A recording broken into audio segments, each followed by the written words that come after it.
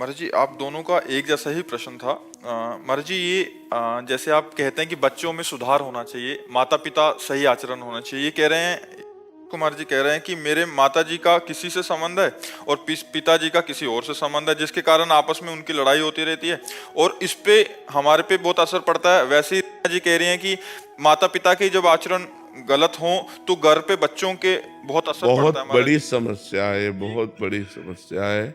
और आप लोग अपने को संभालिए। किसका प्रश्न है? हाँ, आप लोग अपने को संभालिए। बहुत कलयुग का विचित्र समय हो रहा है। अब इस पर हम क्या बोल सकते हैं, जहाँ चरित्र ही दूषित हो रहे हैं। माता पिता बच्चों के चरित्र का निर्माण करने वाले गुरु है। मातृ देवो भव, पितृ देवो भव। और जब माता पिता ही आचरणहीन हो रहे हैं, अब कलिकाल का ये मलिन व्यवहार है। हमें लगता है बच्चों को अपने जीवन को संभालना चाहिए, ऐसे माता पिता से दूरी बना लेनी चाहिए। अब वो घर में है तो क्या किया जा सकता है, लेकिन अपने को सुरक्षित रखना चाहिए।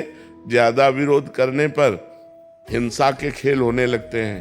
तो मुझे लगता है कि हिंसा ना करके, अपने जीवन को पाप में न डाल करके, उनके आचरणों की उपेक्षा करके अपने जीवन को बचाना चाहिए। इसी कारण मैंने 2 बार मतलब काफी बार माता पिता पे हाथ उठा दिया। वही तो मतलब, हिंसात्मक प्रवृत्ति ना करे, चुपचाप शांत अपने जीवन को।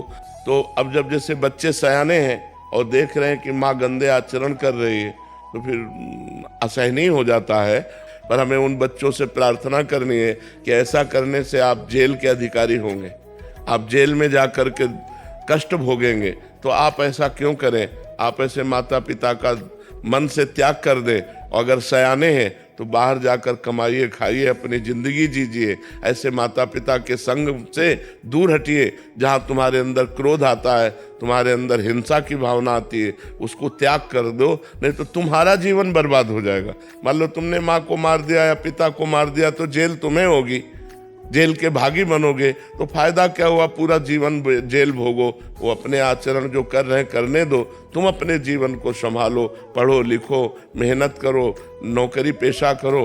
अब ऐसे माता पिता से उदासीन हो जाओ जो ऐसे गंदे आचरण करने वाले हैं, क्योंकि समय बहुत गलत चल रहा है।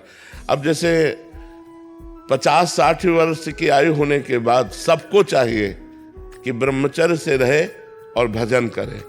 अब जब 50-50 वर्ष के लोग गंदे आचरणों में जा रहे हैं तो कितनी बुद्धि भ्रष्ट हो गई है। 22 वर्ष तक ब्रह्मचर्य रहे और उधर 50 वर्ष के बाद ब्रह्मचर्य प्रारंभ कर दे, बीच में गृहस्थाश्रम का प्रयोग करे, तो वो जीवन मोक्ष का अधिकारी हो जाता है।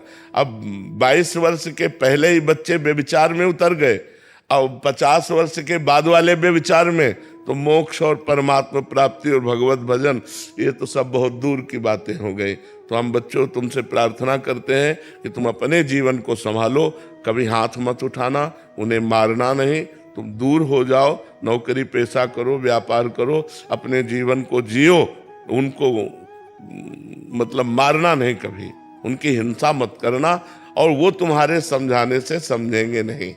जैसे कहते हैं ना, बूढ़ा तोता राम राम नहीं बोलता। तो ऐसे ये जो लोग हैं, ये लोग सुधरने वाले नहीं हैं, क्योंकि तुम्हारे जैसे बेटे हो गए और फिर वो गंदे आचरण कर रहे हैं, वो सुधरने वाले नहीं हैं, ये सब नरक जाएंगे। इसलिए अपने को दूरी बना के रखो और भजन करो।